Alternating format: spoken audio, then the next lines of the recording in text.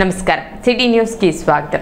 అమరావతి రాజధానిపై విమర్శలు తగవని తెనాలి నియోజకవర్గ Congress party in charge doctor Chandu Sambasivudu అన్నారు. సోమవారం ఆయన మీడియాతో మాట్లాడారు. సాక్షి ఛానల్ డిబేట్ లో సీనియర్ జర్నలిస్ట్ కృష్ణంరాజు అమరావతి రాజధానిపై అనుచిత వ్యాఖ్యలు చేస్తుంటే కొమ్మినేని శ్రీనివాసరావు దానిని ఖండించకుండా చర్చను కొనసాగించడం దౌర్భాగ్యమన్నారు. దీనిని కాంగ్రెస్ పార్టీ ఖండిస్తున్నట్లు డాక్టర్ చందు సాంబశివుడు తెలిపారు. ఈ కార్యక్రమంలో Tenali town president Ponnuru Nagasuryasesharao, Tenali town ఉపాధ్యక్షుడు గురపు ద్వారకా శ్రీనివాసరావు, పెనుగొండ శివకుమార్, భీమా రమేష్, శంకరరావు తదితరులు పాల్గొన్నారు.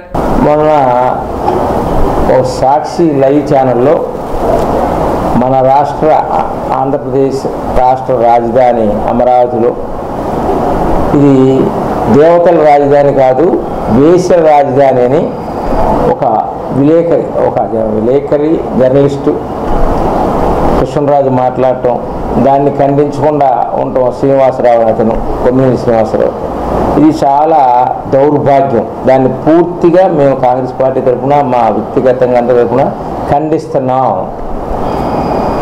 ఇది ముఖ్యంగా గుర్తుపెట్టుకోవాలి మన ప్రాంత నాయకులందరూ కూడా. ఆంధ్రప్రదేశ్ రాష్ట్ర విభజన జరిగిన తర్వాత రాష్ట్రానికి మధ్య భాగంలో ఉంటుందని ఎప్పటి నుంచో గుంటూరు విజయవాడ మధ్యలో 1953, 52లో కూడా రాజధాని కావాలన్నారు. ఇది మొత్తానికి మధ్యగా ఉంటుందని అమరావతిని పెట్టడం నిర్ణయించడం జరిగింది అప్పుడు ప్రభుత్వం. అప్పుడు కూడా ఎలక్టెడ్ ప్రభుత్వమే. దాని మీద 2019, 24 మధ్యలో జగన్మోహన్ రెడ్డి గారు కడప నుంచి ఇక్కడికి ఇల్లు కట్టుకుని ఇక్కడే ఉంటానని చెప్తూ ఇక్కడ దీన్ని టార్గెట్ చేయటం, అమరావతిని టార్గెట్ చేసి ఇక్కడ రాజధానికి ఉండకూడదు అంటాం, కర్నూలు, విశాఖపట్నం 3 రాజధానులు అంటాం, తర్వాత దీన్ని శ్మశానం అంటాం. ఇవన్నీ కూడా వైసీపీ చేసిన శుద్ధ తప్పులు. దాని పర్యవసానమే ఇంత ఘోరాతి ఘోరంగా ఓడిపోవటం. మనిషి స్వభావం ప్రపంచం మొత్తం మీద ఉంటుంది. అది అన్ని దేశాల్లో ఉంటాయి, అన్ని రాష్ట్రాల్లో ఉంటాయి. ఒకసారి ఎక్కువ తక్కువ, అది ఒకటి పక్కన పెడితే, రెండోది నేను చెప్పేది మన ప్రాంత నాయకులు కూడా, వైసీపీ నాయకులు ఎవరైనా కానీ, ఏ పార్టీ అయినా అవ్వచ్చు, వైసీపీ అవ్వచ్చు, కాంగ్రెస్ అవ్వచ్చు, తెలుగుదేశం అవ్వచ్చు, ఏ ప్రాంతానికి ఆ ప్రాంతం. మేము ప్రజాప్రతినిధులు చేసాం, కాంగ్రెస్లో కూడా పరిపాలన చేసింది. మనం ఇక్కడి నుంచి గెలిచి వెళ్ళిన తర్వాత మన ప్రాంతం గురించి ఆలోచించాలి, మన ప్రాంత రక్షణ గురించి ఆలోచించాలి. అలాగే జగన్మోహన్ రెడ్డికి ఇక్కడ ప్రాంత ప్రజాప్రతినిధులు, వైసీపీ నాయకులు కూడా బానిసలు కాదు. ఇక్కడికి అన్ని దానికోసం నేను తెనాలి జిల్లా కావాలని ఇప్పుడు కూడా చాలా గట్టిగా మాట్లాడాం. దాన్ని ఇక్కడ వీళ్ళు చేయలేకపోతే ఇప్పుడు చాలామంది ప్రజలు అంటున్నారు, అప్పుడు మాట్లాడారు తెనాలితే బాగుండేదని. అలా ఎవరైనా కానీ ప్రజాప్రతినిధి అయితే ఈ ప్రాంతాల గురించి మాట్లాడాలి. ఈ అమరావతి ప్రాంతాన్ని కించపరుస్తుంటే పార్టీలకు అతీతంగా అందరూ ఖండించాల్సిన బాధ్యత నాయకుల మీద ఉన్నది అని చెప్పేసి మనం చేస్తున్నాం. మీరు ప్రెస్ని ఇది 4వ ఎస్టేటు, 4th ఎస్టేటు, ఇది ప్రెస్కి జర్నలిజంలో మాకు ఫెసిలిటీస్ కావాలి, అవి కావాలి అడిగేటప్పుడు మీరు నిష్పక్షపాతంగా ఉండాల్సిన బాధ్యత జర్నలిస్టుల మీద ఉంది. తర్వాత ప్రెస్ కౌన్సిల్ ఆఫ్ ఇండియా అక్కడ ఉంది కదా, మొత్తం దేశానికి మొత్తానికి, అది కూడా చూసుకుంటూ ఈ పెయిడ్ వార్తలను కానీ, ఈ పార్షియాలిటీ పక్షపాత వైఖరిని వచ్చేటువంటి ఈ ఎలక్ట్రానిక్ ప్రింట్ మీడియాని కంట్రోల్ చేయాల్సిన బాధ్యత ప్రెస్ కౌన్సిల్ మీద ఉందని చెప్పేసి ఇంకొకసారి మనవి చేస్తూ, దుగ్గిరాల శుభం మహేశ్వరి కోల్డ్ స్టోరేజ్ అగ్నిబాధిత పసుపు రైతులకు జూన్ నెలలో నష్టపరిహారం ఇవ్వాలని, ఇవ్వకపోతే ప్రత్యక్ష ఆందోళనకు దిగుతామని ఆంధ్రప్రదేశ్ పసుపు రైతుల సంఘం రాష్ట్ర కన్వీనర్ జొన్న శివశంకరరావు తెలిపారు. సోమవారం అగ్నిబాధిత పసుపు రైతుల సంఘం ఆధ్వర్యంలో సబ్ కలెక్టర్ కార్యాలయం వద్ద ధర్నా నిర్వహించి అనంతరం సబ్ కలెక్టర్ సంజనా సింహకు వినతి పత్రం అందజేశారు. శివశంకరరావు మాట్లాడుతూ అగ్ని ప్రమాదం జరిగి 17 నెలలు గడుస్తున్నా గానీ బాధిత పసుపు రైతులకు పరిహారం అందకపోవడం శోచనీయమన్నారు. కోల్డ్ స్టోరేజ్ లో దాచుకుంటే మంచి ధర రాకపోతుందా అనే ఆశతో బ్యాంక్ వడ్డీలు, ఇన్సూరెన్స్ ప్రీమియం, కోల్డ్ స్టోరేజ్ అద్దెలు చెల్లించిన రైతు ఆశ అడియాసగా మిగిలిందని ఆయన ఆవేదన చెందారు.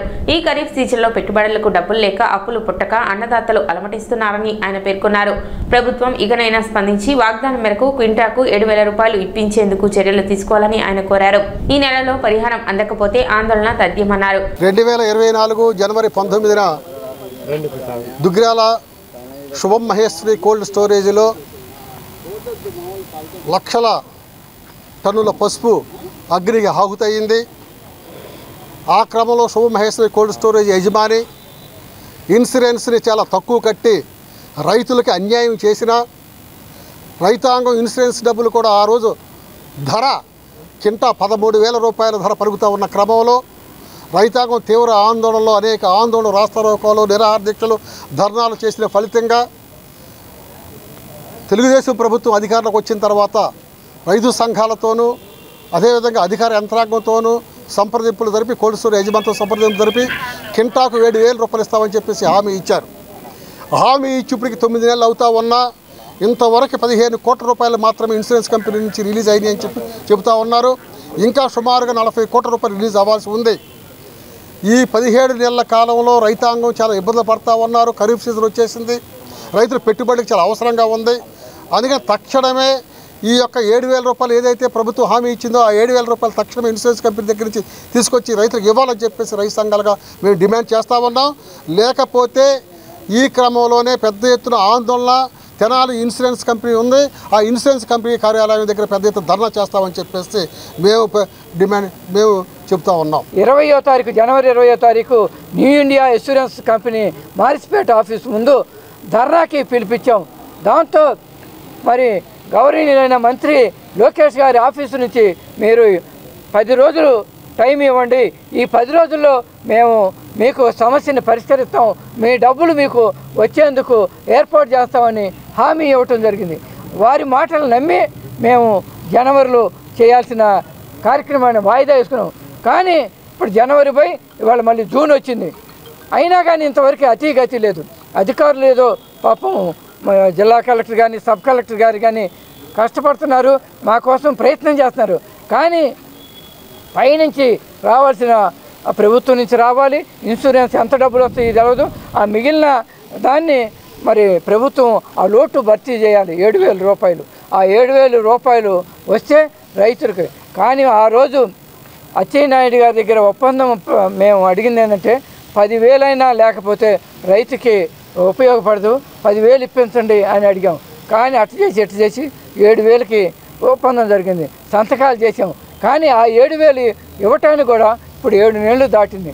అందుకని ఇప్పటికైనా సరే ప్రభుత్వం, ఇందాక సబ్ కలెక్టర్ గారు చెప్పారు, ఇంకొక వారం రోజుల లోపల వస్తాయి డబ్బులు, మీకు ఏమీ ఇబ్బంది పడొద్దు అని చెప్పారు. ఈ వారం రోజులు రాకపోతే మళ్ళీ సోమవారం మేము పెద్ద ఎత్తున రైతాంగాన్ని సమీకరించి ఈ తెనాలి పట్టణంలో ఆందోళన చేస్తాం. అవసరమైతే న్యూ ఇండియా ఇన్సూరెన్స్ కంపెనీకి తాళాలు కూడా వేయడానికి సిద్ధపడతామని తెలియజేస్తున్నాం. కార్యక్రమంలో అగ్నిబాధిత పసుపు రైతుల సంఘం నాయకులు ముల్కా శివసామిరెడ్డి, పసుపు రైతుల నాదెండ్ల చంద్రశేఖరరావు, కొమ్మారెడ్డి రంగారెడ్డి, రేవతి, వెంకట సత్యనారాయణ, ఎర్రు వెంకటేశ్వరరావు, ఆళ్ల వెంకటప్పారెడ్డి, చందు రామారావు, సిఐటియు తెనాలి కార్యదర్శి షేక్ హుస్సేన్ వలి, తెనాలి రైతు సంఘం అధ్యక్షులు ముద్దన సాంబశివరావు, భీమవరపు చిన్నరామిరెడ్డి, గోపిశెట్టి శ్రీనివాసులు తదితరులు పాల్గొన్నారు. ఈరోజు మేము పసుపు రైతు సోదరులను సబ్ కలెక్టర్ గారిని కలిసాం. కలెక్టర్ గారు బాగానే స్పందించారు. వారం రోజుల్లో ఖచ్చితంగా మా పని అయిపోతుందని చెప్పారు. దానికి మేము ఇదిగా రెస్పాండ్ అయ్యి మేము కూడా ఇప్పుడు ప్రస్తుతానికి ఏమీ లేకపోయినా కానీ విరమించుకున్నాం. కలెక్టర్ గారు మాత్రం బాగా స్పందించారు. మాకు చక్కగా వారం రోజులు పని అయిపోద్ది అన్నారు. నేను 3 సంవత్సరాలు పండించి దాంట్లో పెట్టానండి 280 బస్తాలు. 3 సంవత్సరాల పంట అది. పంట పండించి దాచుకుని రేట్లు లేవు అనుకుంటా ఆపాము. రేట్ వచ్చిన తర్వాత అమ్ముకుంటే ఇట్లా అగ్ని ప్రమాదం జరిగింది. ఇప్పుడు అవి కూడా ఈ 3 సంవత్సరాల నుంచి బాకీలు తెచ్చి వ్యవసాయం చేయటమే. సొంత డబ్బులేమో నిల్వ లేవు మా దగ్గర. బాకీలు తెచ్చి వడ్డీలకు తెచ్చి వ్యవసాయం చేస్తుంటే ఇప్పుడు అది బూడిదైపోయిన తర్వాత ఈ బాకీలు వాళ్ళందరూ ఎగబడి నానా యాగీలు చేస్తున్నారు. ఏం చేయాలో తెలియట్లా. కుంట పొలం వాళ్ళకే ఇచ్చేసారు. చూసుకోండి రా, మీరు ఎవరో ఒకరు తీసుకోండి అని చెప్పి వాళ్ళకే ఇచ్చేసారు. ఇప్పుడు ఏం సెంటు లేదు, రూపాయి లేదు. వ్యవసాయం చేద్దామంటే ఎవడు కౌలుకి ఇచ్చేవాడు కూడా లేడు. కౌలు అడుగుతుంటే డబ్బు కట్టండి అంటున్నారు. ఏం చేయాలి? మేము ఆత్మహత్య చేసుకుందామా అని అంత ఇది వస్తుంది. అసలు ఏది అప్పులాళ్ళు వచ్చి ఎగబడి గోల్ చేస్తుంటే ఏం చేయాలో తెలియట్లా. మరి ఈరోజు సబ్ కలెక్టర్ గారు చెప్పారు 1 వారంలో వస్తాయి అని. అది కూడా నమ్ముతున్నాం. రాలేదనుకోండి నిరాహార దీక్ష చేస్తాయి. అమరణ నిరాహార దీక్ష మామూలుగా కాదు. గతంలో ఈ శుభం మహేశ్వరి కోల్డ్ స్టోరేజ్లో పసుపు పెట్టాము. ఇప్పుడు తగలబడి 15 నెలలు అయిపోయింది. అదిగో ఇదిగో అంటున్నారు కానీ డబ్బులు అయితే రావట్లేదు. ఈ డబ్బులు రాకపోవడం దానివల్ల ఆఖరికి మా పిల్లల చదువులు కూడా ఆఫ్ చేసేసాం మేము. కొంచెం మీరు దయదంచి మాకు డబ్బులు వచ్చి ఏర్పాటు చేయవలసిందిగా కూర్చున్నాం సార్. తెనాలి మండలం కొలకలూరు గ్రామంలోని శ్రీ సత్యనారాయణ స్వామి ధర్మసత్రానికి సంబంధించిన భూమిని సర్వే చేయించాలని ఆ గ్రామ ప్రజలు తెనాలి తహసీల్దార్ కార్యాలయంలో వినతి పత్రం అందజేశారు. కొలకలూరు గ్రామంలో గల శ్రీ సత్యనారాయణ స్వామి ధర్మసత్రానికి సంబంధించిన 18 సెంట్లు భూమి కొలకలూరు గ్రామ ఖండం నందు కలదు. సదరు భూమితో పాటు దేవస్థానానికి చెందిన పొలాన్ని సర్వే చేయించాలని తాత లక్ష్మయ్య, లక్ష్మీకాంతరావు, శివారెడ్డి, రావి నాగభూషణం, సంక శ్రీనివాసులు కోరారు. గ్రీవెన్స్కి కొలకలూరు నుంచి ఒక సబ్జెక్ట్ తీసుకొని వచ్చామండి. అది మా పురాతన కాలంలో 1921లో సత్యనారాయణ ధర్మసత్రం అని ఒకటి ఏర్పాటు చేశారు. మా సొంత ఆస్తుల నుంచి తీసి బాటసారులకి ఆ రోజున 2 మనుషులకు భోజనం పెట్టి అక్కడ నివాసం ఉండేటట్లుగా నడక మార్గమే ఉండేది కాబట్టి ఆ రోజుల్లో ఆ ఏర్పాటు చేస్తున్నారు మా పూర్వీకులు. అది అన్యాక్రాంతం కాకుండా ఆ 18 సెంట్లు 2 గజాలని గవర్నమెంట్ దేవాదాయ ధర్మశాఖకి మేము వారికి అప్పచెప్పాము. 1937లో ఒక షెడ్యూలు, 1947లో ఒక షెడ్యూల్ ప్రకారం దేవాదాయ శాఖకి అది ఇవ్వటం జరిగింది.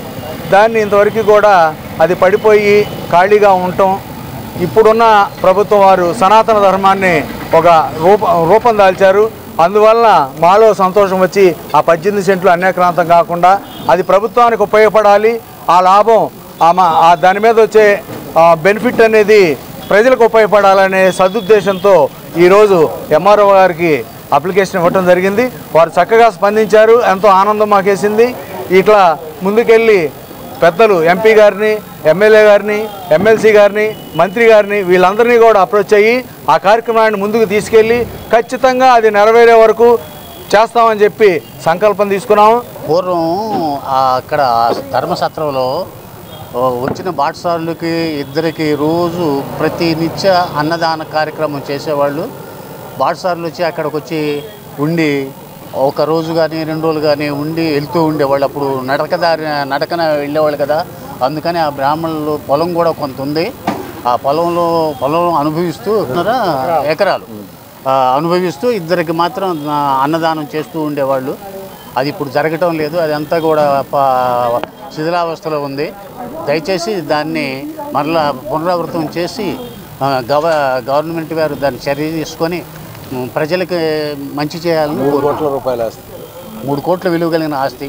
అమరావతి మహిళల పట్ల సాక్షి మీడియాలో అనుచిత వ్యాఖ్యలు చేయడాన్ని నిరసిస్తూ తెనాలి నియోజకవర్గ తెలుగు మహిళల ఆధ్వర్యంలో నిరసన కార్యక్రమం నిర్వహించారు. స్థానిక టీడీపీ కార్యాలయం వద్ద సాక్షి పేపర్లను దగ్ధం చేసి నిరసన తెలిపారు. అమరావతి మహిళలపై అనుచిత వ్యాఖ్యలు చేసిన కృష్ణంరాజు, కొమ్మినేని శ్రీనివాసరావులపై తక్షణమే చర్యలు తీసుకోవాలని డిమాండ్ చేశారు.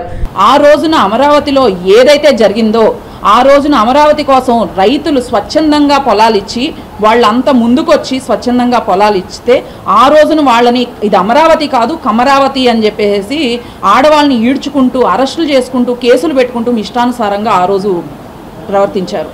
ఈ రోజున అమరావతి ఎక్కడ డెవలప్ అయిపోతుందో, బాబు గారికి ఎక్కడ మంచి పేరు వచ్చేస్తుందో, ఎక్కడ అమరావతికి ఏదో జరిగిపోతుంది, మీకు ఎలాగో చేత కాదలేదు ఇటుక పెట్టడం కూడా 3 రాజధానులని చెప్పేసి ఇష్టానుసారంగా చేశారు. అలాంటి అమరావతిని ఎక్కడ మళ్ళీ ఆయన మంచి స్థానంలో నిలబెడతారో, ఆయనకి ఎక్కడ పేరు వచ్చేస్తుందని మీ ఇష్టానుసారంగా నోరు అదుపులో పెట్టుకోకుండా మరొక్కసారి ఆడవాళ్ళని వేసేలంటూ నీ సొంత ఛానల్లో, పైగా ఆ సొంత ఛానళ్ళకి సాక్షికి వేదికగా సీఈఓగా ఉంది కూడా ఒక మహిళే భారతీరెడ్డి గారు. దీన్ని నిజంగా మీరు ఖండించాలి. మీరు ఎందుకు ఖండించలేకపోతున్నారు? దీని గురించి మీరు ఎందుకు మాట్లాడలేకపోతున్నారు? కృష్ణంరాజు గారు క్షమాపణ చెప్పడమే కాదు, ఆయన మీద కూడా హోంమంత్రి గారు కానీ కూటమి ప్రభుత్వం కానీ తక్షణమే చర్యలు తీసుకొని వాళ్ళందరినీ అరెస్ట్ చేయాలి.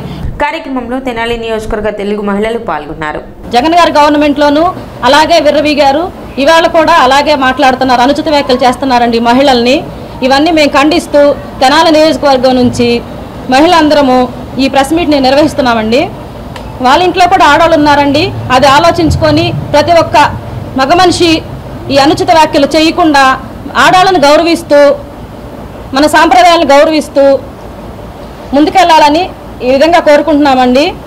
వాళ్ళ మీద మన ప్రభుత్వం ఎన్డీఏ గవర్నమెంటు వంగలపూడి అనిత గారు హోమ్ మినిస్టర్ గారు వాళ్ళ మీద వెంటనే కృష్ణంరాజు గారిని వెంటనే అరెస్ట్ చేయాలని చెప్పి క్షమాపణ సరిపోదండి, వెంటనే వారిని అరెస్ట్ చేయాలని చెప్పి ఈ పత్రికా ముఖంగా ఈ మీడియా ముఖంగా మా తెనాలి కాన్స్టిట్యున్సీ నుంచి ఆలపాటి రాజేంద్ర ప్రసాద్ గారి ఆదేశాలతోటి మేము కోరుకుంటున్నామండి. మొన్న సాక్షి ఛానల్లో జరిగిన డిబేట్ పోస్కోర్లు కబుర్లు చెప్పుకునే డిబేట్ ఒకటి ఎప్పుడు జరుగుతూ ఉంటుంది. దాంట్లో కొమ్మినేని అనే ఒక వేశ్య కృష్ణంరాజు అనే మగ వేశ్యను తీసుకొచ్చి ఈ డిబేట్ని పెట్టడం జరిగింది. అందులో ఆంధ్రప్రదేశ్ సెక్స్ వర్కర్లకి మొదటి స్థానంలో ఉంది, అది కూడా కేంద్రం రిలీజ్ చేసిన ఒక రీసెర్చ్లోనని చెప్పారు. మరి ఆ రీసెర్చ్లో ఫస్ట్ ప్లేస్లో ఉంది కర్ణాటక అని మళ్ళీ నిన్న కొమ్మినేని గారు సంజాయిషి చెప్పడానికి వచ్చారు, కానీ సంజాయిషి చెప్పలేదు, ఎవరికి సారీ కూడా చెప్పలేదు. దాంట్లో టైమ్స్ ఆఫ్ ఇండియాని ప్రస్తావిస్తూ వాళ్ళు పెట్టిన రీసెర్చ్ని చూపించి ఫస్ట్ ప్లేస్లో ఉంది కర్ణాటక అన్నారు. మరి కర్ణాటక రాజధాని బెంగళూరులో ఉన్న ప్యాలెస్, ఆ ప్యాలెస్లో ఉంది ఎవరు? మరి అక్కడ కూడా రాజధాని వేసల రాజధాని అని అంటారా?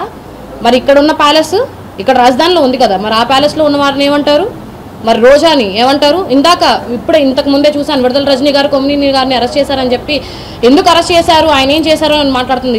మీడియాలో లైవ్లో ఆయన క్షమాపణ చెప్పారని చెప్తుంది. ఎక్కడ చెప్పాడు క్షమాపణ? నాకు క్షమాపణ చెప్పాలని లేదు, నేను చెప్పింది తప్పు అయితే నేను అందరికీ క్షమాపణ చెప్పడానికి రెడీ, కానీ మా జగన్ గారిని భారతి గారిని బాధ పెట్టేలా ఉన్నాయి ఈ వ్యాఖ్యలన్నీ కూడాను, అందుకే నేను క్షమాపణ చెప్తున్నాను అని చెప్పి మాట్లాడారు. ఇది కూడా ఒక క్షమాపణేనా? ఇటువంటి మాటలు మాట్లాడుకోవడానికి మీ మీడియా ఛానల్ ఉంది. సిటీ న్యూస్ ఇంతటితో సమాప్తం. నమస్కారం.